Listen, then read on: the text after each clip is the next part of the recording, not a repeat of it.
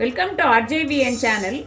ಇವತ್ತು ನಾನು ಉದ್ದಿನ ಬೇಳೆ ಅನ್ನ ಹೇಗೆ ಮಾಡೋದು ಅಂತ ಹೇಳ್ಕೊಡ್ತಾ ಇದ್ದೀನಿ. ಇದಕ್ಕೆ 2 ಹಿಡಿ ನಾನು ಉದ್ದಿನ ಬೇಳೆ ಎಷ್ಟು ಬೇಕೋ ಅಷ್ಟು ನೀವು ಇದನ್ನು ಹಾಕಿ ರೆಡಿ ಮಾಡಿ ಇಟ್ಕೊಂಡು ಇರ್ಬೋದು. ಅನ್ನ ಕಲಿಸ್ಬೇಕಾದ್ರೆ ನೀವು ಇದನ್ನು ಪೌಡ್ರ್ ಮಾಡಿ ಇಟ್ಕೊಂಡಿದ್ರೆ ಅನ್ನ ಕಲಸೋಕ್ಕೆ ಇದು ಮಾಡ್ಬೋದು. ನಾನೀಗ ಸ್ವಲ್ಪ ಅನ್ನಕ್ಕೋಸ್ಕರ ಮಾಡ್ತಾಯಿದ್ದೀನಿ. 2 ಹಿಡಿ ಹಾಕ್ಕೊಂಡಿದ್ದೀನಿ. ಆಮೇಲೆ ಸ್ವಲ್ಪ ಖಾರಕ್ಕೆ ಮೆಣಸನ್ನು ಹಾಕ್ಕೊಂಡಿದ್ದೀನಿ. ಹಾಕ್ಕೊಂಡು ಇದನ್ನು ಫಸ್ಟು ನೀವು ಹಾಗೆ ಡ್ರೈ ಆಗಿ ಹುರಿಬೇಕು. ಇದಕ್ಕೇನು ಎಣ್ಣೆ ಗಿಣ್ಣೆ ಏನೂ ಹಾಕೋಬಾರ್ದು. ಸೊ 2 ಖಾರಕ್ಕೆ 2 ಮೆಣಸಿನ್ಕಾಯಿ ಹಾಕ್ಕೊಂಡಿದ್ದೀನಿ. ಇದನ್ನು ಇವಾಗ ಚೆನ್ನಾಗಿ ಹುರ್ಕೊಳ್ಳೋಣ, ಕೆಂಪಿಗೆ ಹುರ್ಕೋಬೇಕು. ಆಮೇಲೆ ನೆಕ್ಸ್ಟ್ ಪ್ರೊಸೀಜರ್ ನಿಮ್ಗೆ ಹೇಳ್ಕೊಡ್ತೀನಿ. ಇದನ್ನು ಕೆಂಪಿಗೆ ಹುರ್ಕೋತಾ ಇದ್ದೀನಿ ನಾನು ಇವಾಗ.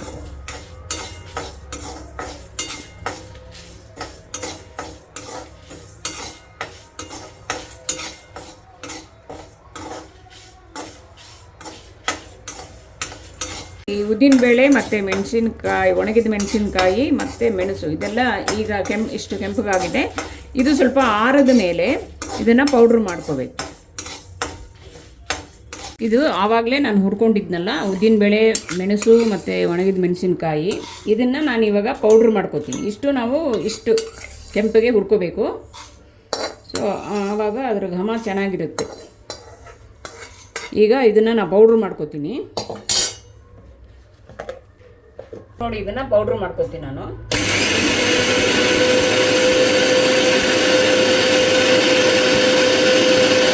ಇದಕ್ಕೆ ಸ್ವಲ್ಪ ತುಪ್ಪ ಹಾಕ್ಕೊಂಡು ಆ ಪೌಡರನ್ನು ಎಲ್ಲ ನಾನು ಇವಾಗ ಹುರ್ಕೋತೀನಿ. ತುಪ್ಪದಲ್ಲೇ ಹುರ್ಕೊಳ್ಬೇಕು ಇದನ್ನು ಪೌಡ್ರನ್ನ.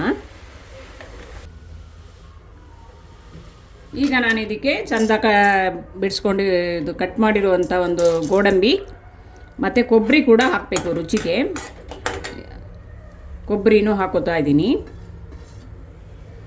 ಆಮೇಲೆ ಈ ಪೌಡ್ರನ್ನ ಹಾಕ್ಕೊಂಡು ಚೆನ್ನಾಗಿ ನಾವು ಹುರ್ಕೋಬೇಕು. ಅದು ತುಪ್ಪದಲ್ಲೇ ಗೋಡಂಬಿ ಎಲ್ಲ ಕೆಂಪಗಾದ ಮೇಲೆ ತುಪ್ಪದಲ್ಲೇ ಇದನ್ನು ಪೌಡ್ರನ್ನ ಹುರ್ಕೊಂಡು ಆಮೇಲೆ ಅನ್ನ ಹಾಕ್ಕೊಂಡು ಕಲಿಸ್ಕೋಬೇಕು. ಈಗ ನೋಡಿ, ನಾನು ಪೌಡ್ರನ್ನ ಹಾಕ್ತಾಯಿದ್ದೀನಿ.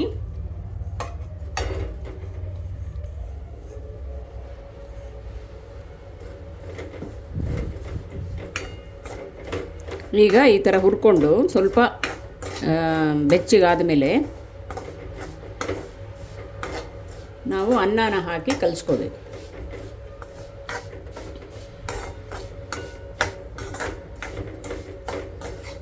ಈ ಥರ ಹುರ್ಕೋಬೇಕು. ಇದು ತುಪ್ಪದಲ್ಲೇ ಮಾಡಬೇಕು, ಇಲ್ಲಾಂದರೆ ಅದರ ಟೇಸ್ಟ್ ಬರೋದಿಲ್ಲ.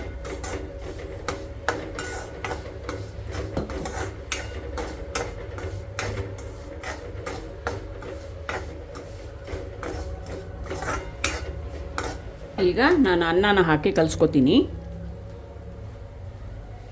ಸ್ವಲ್ಪ ಉಪ್ಪನ್ನು ಇವಾಗಲೇ ಹಾಕ್ಕೊಳ್ಳಿ.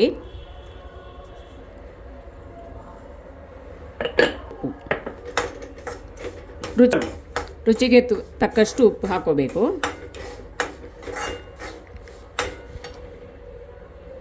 ನೀವು ಮೊದಲೇ ಮಾಡಿಟ್ಕೊಂಡಿರೋ ಅನ್ನನ ನೀವು ಗ್ಯಾಸ್ ಬೇಕಂದರೆ ಆಫ್ ಮಾಡಿಡ್ಬೋದು.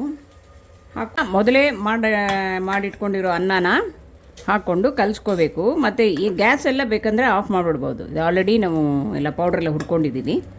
ಸೊ ಅದರಿಂದ ಏನು ಗ್ಯಾಸ್ ಆನ್ ಆಗಿರಬೇಕು ಅಂತೇನಿಲ್ಲ. ಅನ್ನ ಆಲ್ರೆಡಿ ನೀವು ಬಿಸಿಯಾಗಿ ಮಾಡ್ಕೊಂಡಿರ್ತೀರ, ಅದನ್ನು ಇದಕ್ಕೆ ಹಾಕಿ ಮಿಕ್ಸ್ ಮಾಡ್ಕೋಬೇಕು.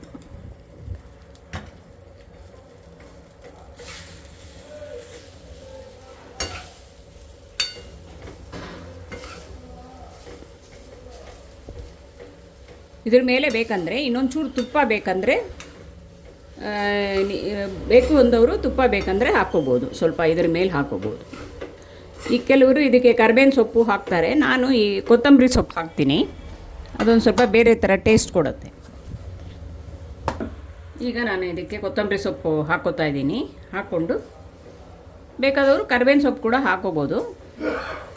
ನಾನು ಕೊತ್ತಂಬರಿ ಸೊಪ್ಪು ಹಾಕಿ ಇವಾಗ ಮಿಕ್ಸ್ ಮಾಡ್ತಾಯಿದ್ದೀನಿ.